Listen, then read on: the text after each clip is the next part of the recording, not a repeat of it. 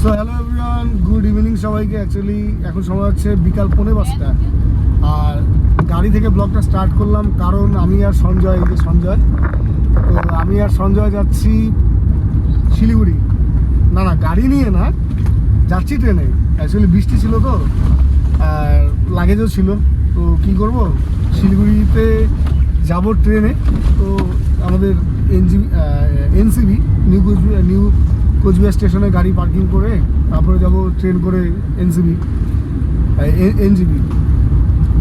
তো যাই হোক, ওভারঅল আজকের দিনটা তোমাদের সঙ্গে শুরু করতে চেয়েছিলাম সকাল থেকে, কিন্তু সকাল থেকে অফিসেই কাজ করেছি আর একটু ব্যস্ততার মধ্যেও ছিলাম, যার জন্য ব্লগটা গাড়ি থেকে স্টার্ট করলাম। বাড়ি থেকে বেরিয়ে আসছি, অলরেডি 3 কিলোমিটার হয়ে গেল। এখন ওই যে বাইপাসের রাস্তায় আছি, আমাদের এখানে যে রাস্তাটা টোলকে বাইপাস করে।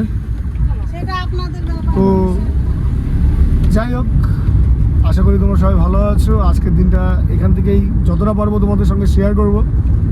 গলার অবস্থাটা একটু খারাপ, চিল্লাচিল্লি করে নয়, মানে গতকাল থেকে আমার মানে কাশি হয়েছে খুব, তো ওষুধ খেয়েছি, এখন মোটামুটি ঠিকই আছি। মানে সর্দি ভাব, মাথা ভার ভাব, কাজ করতে হবে জন্যই যেতে হচ্ছে, না যেতাম না। ওষুধের উপরেই আছে শরীরটা। এনিওয়েজ, ইলেকশনের দিনগুলো তো তোমাদের সঙ্গে শেয়ারই করেছি। আজকে হচ্ছে মের 6 তারিখ 2026, বুধবার। তো গত 4 তারিখে আমাদের পশ্চিমবঙ্গের ভোট গণনা হয়েছে, আর সেটার রেজাল্টও চলে আসছে। এবার সত্যিই পরিবর্তন হয়েছে আমাদের পশ্চিমবঙ্গে।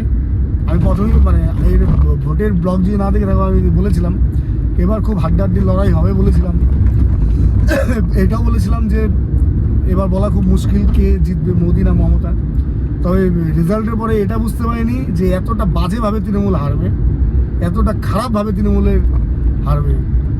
84টার মতো সিট পেয়েছে তৃণমূল সরকার, আর বিজেপি সরকার 207 থেকে 208টার মতো সিট পেয়েছে পশ্চিমবঙ্গে।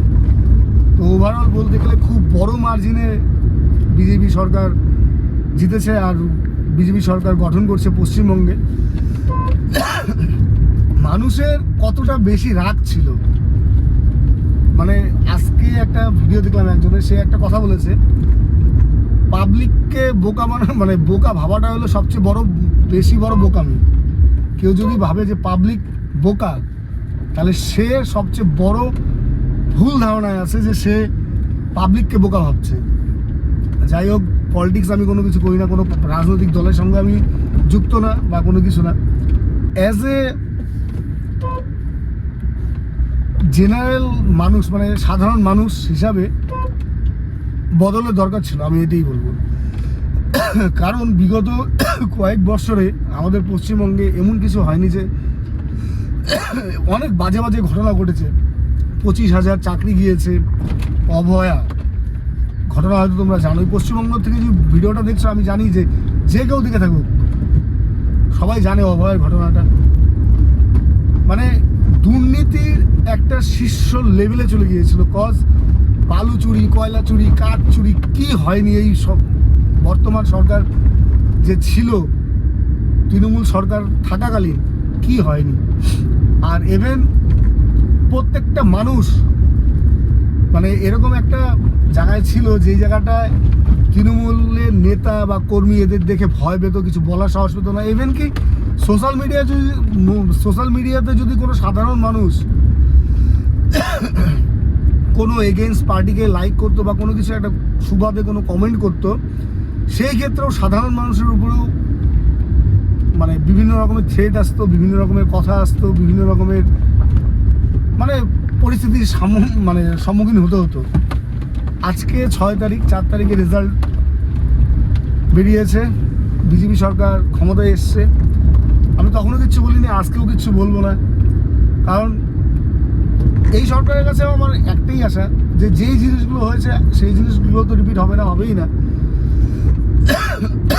সাধারণ মানুষ যার জন্য বদলটা করলো, সেই বদলের আশা, যেই বদলের আশায় মানুষ সরকার পরিবর্তন করলো, আমি এতটুকু অনুরোধ করব বর্তমান সরকারের কাছে যে সেই আশাটা যেন পুরোপুরি নতুন আমাদের বিজেপি সরকার সেই আশাটা সম্মান করে। কারণ একটা মানুষ মানে 15 বছর আমাদের তৃণমূল সরকার ছিল আমাদের রাজ্যে, বিগত 5 বছর 7 বছর থেকে আর নেওয়া যাচ্ছিল না। সত্যি, শুধু এটা আমার কথা না, গোটা পশ্চিমবঙ্গের কথা। কারণ গোটা পশ্চিমবঙ্গের যদি এই কথাটা না হতো, হয়তো 208 সিটে এত বড় মার্জিনে বিজেপি সরকার গঠন করতে পারতো না। মানুষ সত্যি অতিক্ত হয়ে গেছিল এই তৃণমূল সরকারের উপর থেকে, বিশেষ করে তাদের দলীয় কর্মী। কারণ মানে প্রত্যেকটা এলাকায় একটা জিনিস শোনা যায়, তৃণমূলের দাদা, এই যে কথাটা, এই প্রচলনটা, মানে দাদারা, মানে অনেক দিক থেকেই বলতে গেলে মানে কি বলি। আর যাই হোক, নতুন সরকারকে অনেক অনেক অভিনন্দন, বিজেপি সরকারকে অনেক অনেক অভিনন্দন। তাদের কাছে একটাই প্রার্থনা আর একটাই আশা যে তারা নতুনভাবে নতুন সরকার গঠন করে মানুষের যেই আশা রেখে দুহাত ভরে আশীর্বাদ করেছে, যেই আশাটা রেখেছে সাধারণ মানুষ, সবার আশার সম্মান রাখা। বাকি এখনও সরকার গঠন হয়নি আমাদের পশ্চিমবঙ্গে, আগামী হয়তো 9 তারিখে সরকার গঠন হতে পারে, বা 20 তারিখে আবার একটা কোথাও রি-ইলেকশনের কথা চলছে, জানি না কবে সরকার গঠন হবে। তবে যেটাই হবে তোমাদের সঙ্গে শেয়ার করব। আর শরীরটাও খুব কম সাথ দিচ্ছে, গলার অবস্থাও খুব খারাপ।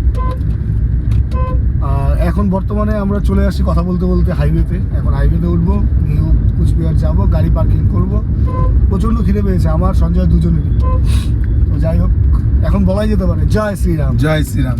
আমার খুশি, কারণ এই যে জয় শ্রীরাম মানে একটা ধর্মীয় স্লোগান, ঠিক আছে, মানি যে একটা পার্টিকুলার দল এই স্লোগান দেয়, কিন্তু অ্যাজ এ হিন্দু হিসাবেও যদি কেউ এই স্লোগানটা দিত না এই তৃণমূল সরকার থাকাকালীন, এমনও খবর আছে যে তারা জেলে পর্যন্ত গিয়েছে এই জয় শ্রীরাম বলাতে।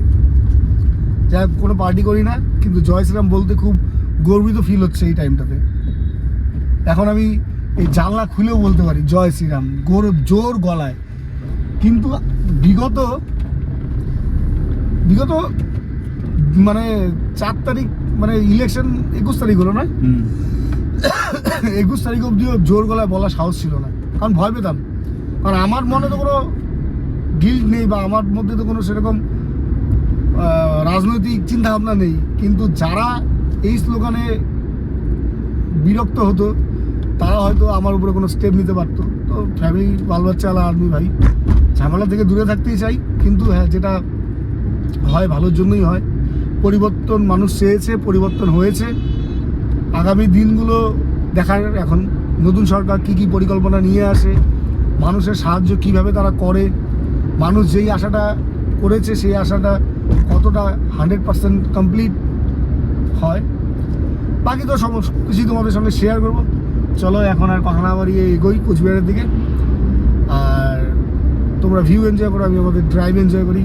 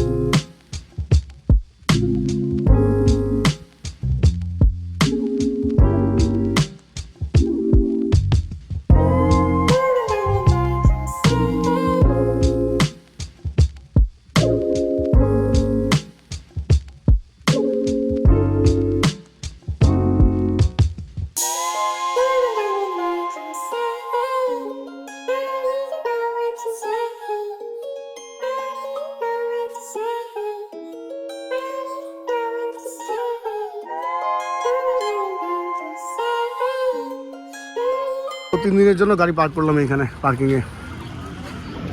নিকুঞ্জ বাস স্টেশনের সামনে পার্কিং স্লিপ 4 দিনের জন্য 200 টাকা। গাড়ি পার্কিং করে এই যে স্টেশনে ঢুকছি এখন, আধ ঘন্টা আগেই আসছি আজকে আর লেট না। ধোসা ফাইনালি ট্রেন আসলো পাক্কা 6টায়। কেসও অনেক আমাদের সিট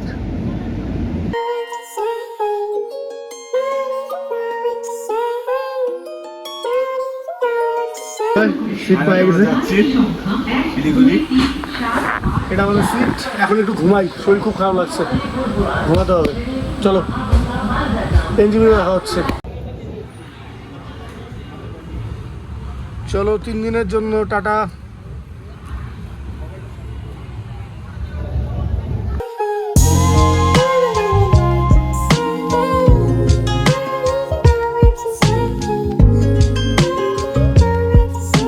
সময় হচ্ছে 9টা, র্যাপিডো করলাম, আমাদের গন্তব্যস্থলে যাচ্ছে। ভাই কিছু বল। কিছু বলবো না, এখান থেকে আরো 20 মিনিট সময় লাগবে। চলো এখন যাই আমাদের গন্তব্যস্থলে। আজকে কাজ না, আগামীকাল কাজ, আজকে রেস্ট। ট্রেনে ঘুমিয়েছি ভালোই। যেখানে সুযোগ পাই বেচারি 5-10 মিনিট করে একদম ঘুমিয়ে পড়ে। এই চ্যালেঞ্জটা ভরপুর।